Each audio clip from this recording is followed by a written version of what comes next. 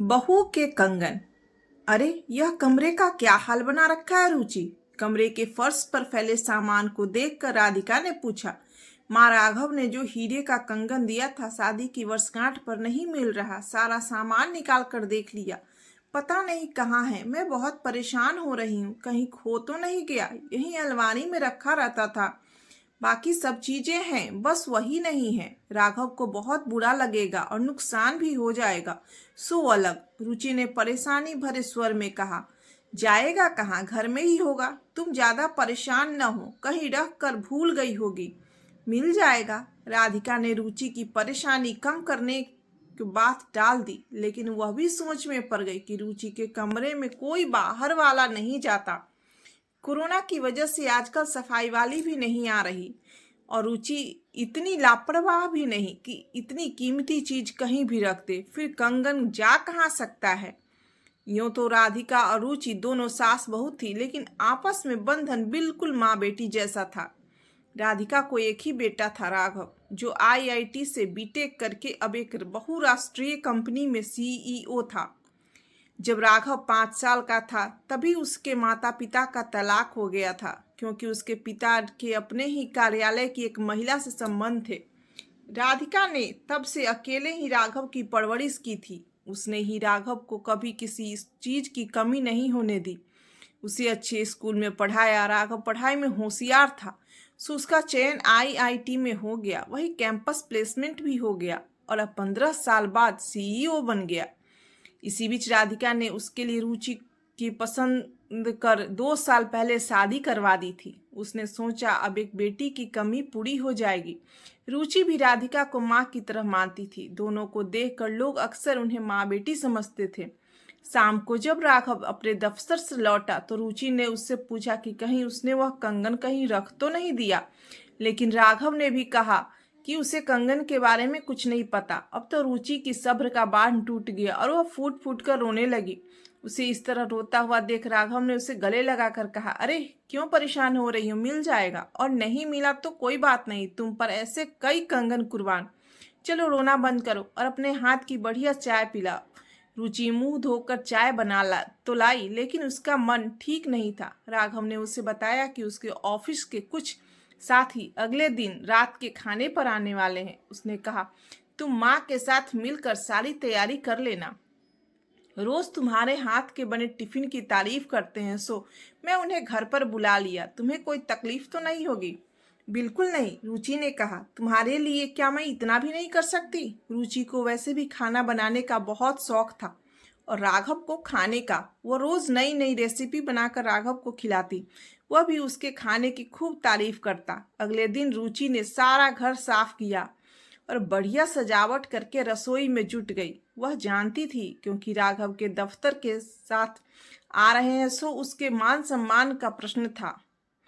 उसने शाम तक बढ़िया स्नैक, सूप, मेन कोर्स के लिए दाल मखनी, कढ़ाई पनीर, स्टफ टमाटर, दाल भिंडी, दही भिंडी और मीठे में फ्रूट क्रीम बनाई और फिर वह खुद तैयार होने चली गई। आखिर उसे भी तो सीईओ की पत्नी जैसा लगना था। अभी वह कपड़ों की अलमारी खोलकर सोच ही रही थी कि क्या पहने, तभी राधिका ने आकर कहा, सूट या साड़ी महत्वपूर्ण पहन लेना। कोई राघव की पसंद की ड्रेस निकाल कर पहन लो तो उसे अच्छा लगेगा। रुचि खुश हो गई और फिर जल्दी जल्दी तैयार होने लगी। थोड़ी ही देर में राघव के साथ उसकी मित्र कनिका और उसके 4 दोस्त आ गए। रुचि ने भी सभी का स्वागत किया और सबको बैठाकर सूप और स्नैक्स लेने रसोई में चली गई। इसी बीच राधिका एक बार सबसे मिलकर अपने कमरे में चली गई।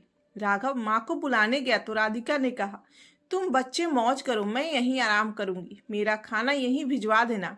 घर की साज सज्जा देखकर और रुचि के हाथ का खाना खाकर सब उसकी खूब तारीफ कर रहे थे।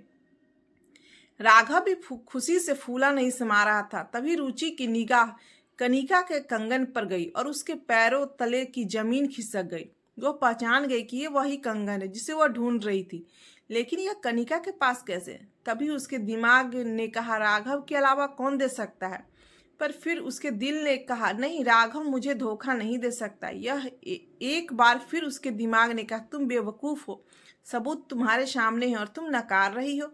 फिर भी रुचि ने सोचा कि बिना पूरी छानबीन के वह राघव को इस बारे में कोई बात नहीं करेगी। उसे गुस्सा तो बहुत आ रहा था। उसका मन कर रहा था कि इसी समय घर छोड़कर चली जाए, लेकिन उसने खुद को संभाला और कनिका के साथ बैठकर उससे बातें करने लगी। उसने उससे कई बातें पूछी, जिससे पता चला कि वह एक गरीब घर की महत्वाकांक्षी लड़की है। अब वह कनिका को कुछ कुछ समझ रही थी। इसी बीच मौका पाकर वह सारी बातें अपनी सास को बताई। राधिका एक बार फिर अंदर से आकर सबके साथ बैठ गई और कनिका को देखती रही। वो मान रही थी कि पूरी गलती उनके बेटे की है, लेकिन उनका अनुभव कह रहा था कि लड़की भी कुछ ठीक नहीं है। उन्होंने सोचा, जब अपना ही सिक्का खोटा हो तो दूसरे को क्या दोष देना।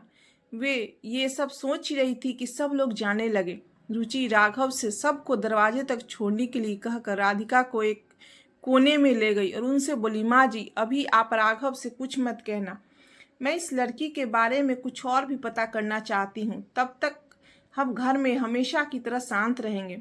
राधिका ने रुचि के सिर पर हाथ रख कर कहा, बेटा, तुम जैसा चाहो वैसा करो, मैं पूरी तरह तुम्हारे साथ हूँ। मेरे बेटे की गलती है और मैं इस बात को स्वीकार कर लिया है, कहकर राधिका सोने अपने कमरे में चली गई। मगर उनकी आंखों में नींद कहाँ। उन्हें लगा जैसे एक बार फिर इतिहास अपने आप को दोहरा रहा है। जो राघव के पिता ने उनके साथ किया, वही राघव रुचि के साथ कर रहा है। आखिर यह अपने बाप की ही औलाद निकला। उनका मन लगातार राघव के प्रति गुस्से से भर रहा था। दूसरी तरफ डर भी लग रहा था कि रुचि क्या करेगी। इतनी अच्छी लड़की राघव को और इस घर को कभी नहीं मिलेगी। इसी ऊहापोह में उसकी आंख लग गई। सुबह राघव नाश्ता करते हुए रुचि से कह रहा था, कल तो तुमने मेरी इज्जत में 4 चांद लगा दिए। सब मेरी बीवी को देखकर जल फूंक गए। मैं बहुत खुश हूँ कि माँ ने मेरी शादी तुमसे करवाई। दिन के लिए 2 टेबल बुक करवाई और सबसे पहले ताज पहुंच गई। कनिका भी शर्त के अनुसार अपनी एक सहेली को लेकर पहुंची। इधर राधिका जी राघव को लंच ताज में करने के लिए कहकर ले गई कि रुचि बाहर गई है सहेलियों के साथ, वे बोर हो रही है। राघव को उनकी बात अजीब तो लगी, लेकिन माँ ने कहा यह सोचकर उससे ज्यादा दिमाग नहीं लगाया। जैसे ही रुचि ने देखा कि सब आ गए हैं, उसने राधिका को फोन मिलाया और खुद जाकर कनिका के बराबर बैठ गई। उसने राधिका को पहले ही समझा दिया था कि फोन का स्पीकर चलाकर सारी बातें राघव को सुनवा दे। अचानक रुचि को देख कनिका बुरी तरह चौंक गई। वह कुछ बोलने को ही थी कि चित्र उसके सामने रख दिए। उसने देखकर तो कनिका की जर हो गई। अब उसने कुछ बोलते नहीं बन रहा था। बड़ी मुश्किल से बस इतना ही बोली, आपके पास कैसे? रुचि ने जवाब में कहा, तुमने मेरे पति को मुझसे छीनने की कोशिश की है।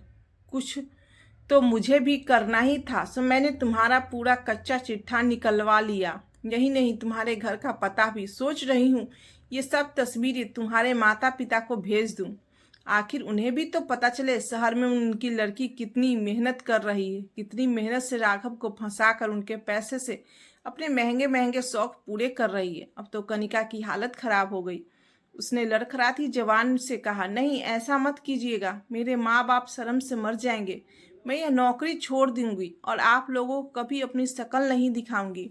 मैं आपके पति से बिल्कुल प्यार नहीं करती। वह तो मेरे महंगे शौक पूरे कर रहा था, इसलिए। इससे ज्यादा राघव सुन नहीं सका और उठकर उनकी मेज पर आकर खड़ा हो गया।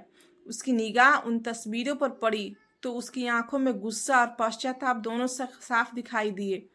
उसने देखा रेस्टोरेंट लोगों से भरा हुआ है। उसने कनिका को सिर्फ वहां से चले जाने का इशारा किया, लेकिन रुचि ने हाथ पकड़कर उसे रोक लिया और उससे कहा कि मेरी एक और चीज तुम्हारे पास है।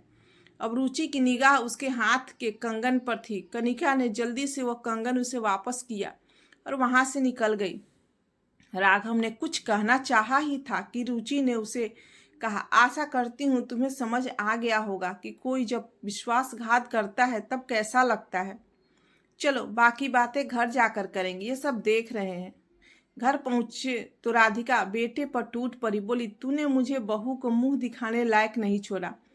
मुझे तुझ पर कितना नाज था, लेकिन तू भी अपने बाप जैसा निकला। बचपन से लेकर आज तक तू अपने बाप से नाराज है, लेकिन तुझ में और उनमें क्या फर्क है? उन्होंने भी अपनी पत्नी और बच्चों के साथ धोखा किया और तूने भी अपनी पत्नी के साथ धोखा किया। आखिर तू है उन्हीं की औलाद। सुनकर राघव फूट फूट कर रोने लगा और घुटनों पर बैठकर राधिका से बोला, ऐसा ना कहो माँ, मैं तुम्हारा बेटा हूँ, उनका नहीं। मुझसे बहुत बड़ा गुनाह हो गया। माँ, मुझे माफ़ कर दो, मुझे माफ़ कर दो।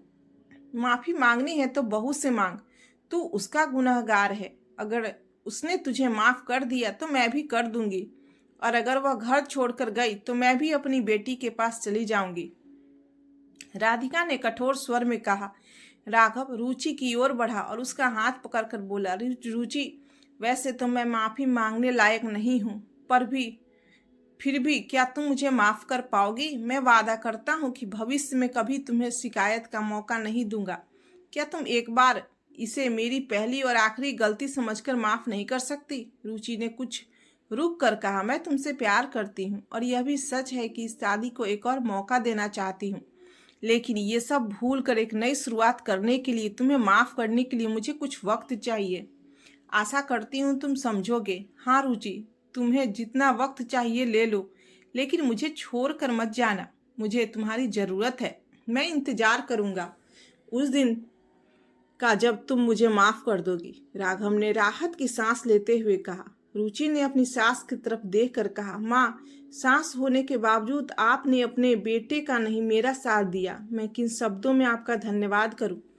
राधिका उसके माथे को चूमते हुए बोली, तुम बहुत समझदार हो बेटा। अपनी सूझबूझ से तुमने यह घर टूटने से बचा लिया। मैंने वही किया जो अपनी बेटी के लिए करती। हम अक्सर कहते हैं बहू कभी बेटी नहीं बन सकती, जबकि सच यह है कि अधिकतर सासें कभी माँ नहीं बन पाती। अगर सासें माँ बन जाएं तो बहुएं अपने आप बेटियां बन जाएगी। आपको यह कहानी कैसी लगी कमेंट कर हमें ज़रूर बताएं।